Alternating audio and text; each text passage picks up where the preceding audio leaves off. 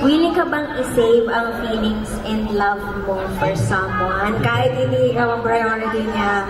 Ay, hindi. Yun lang. Depende. Hindi daw. Hindi kasi ikaw yung priority. Hindi don't.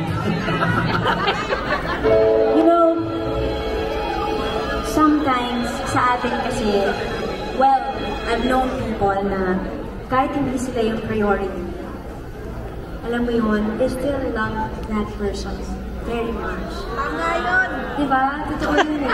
May kakulang ganyan. And sometimes, ganito rin tayo. Sometimes, our partner hindi tayo priority, but that doesn't mean that they don't love us. That's true. Because sometimes, minsan ang priority work. Sometimes. Diba? Sometimes nga, minsan ka pa dyan. Minsan kasi diba yung work yung priority lang. Minsan, sinasabi natin, nakakalimutan mo yung family mo. But that doesn't mean they don't love us. So, pag may time kayo together, spend the time with each other. Diba? You make time. It's a choice. It's a decision. So, you know, actually, this is not the meaning of the song, actually, but Kasi po, it's very different. It's I can't say it. yung kanta nila kanina, ito yung karugtong nun. Nakatuluyan silang mag-best friend kahit na sila pa nung isa. Yun talaga yun. Ito talaga yung kwento niya. Parang iba. Gusto mo yung gising ko? Sige. Pastol.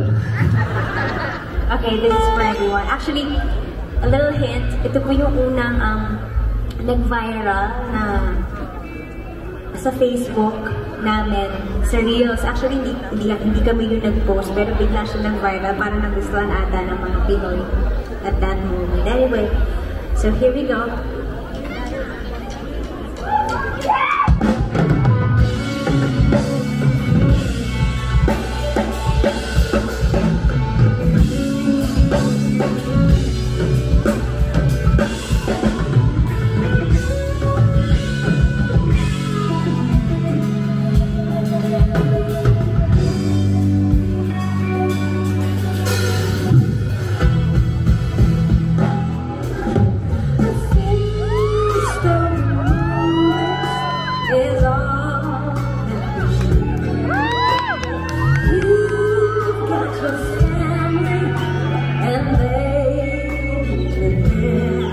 Though I try to resist being last on your list, when all of my gonna lose.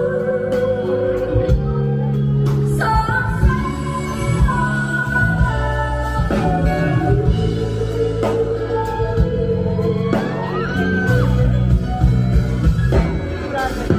it's not very easy living all alone. My friends try and tell me find a man of my own, but each time I try, I just break down and cry. 'Cause I'd rather be home. So I'm saying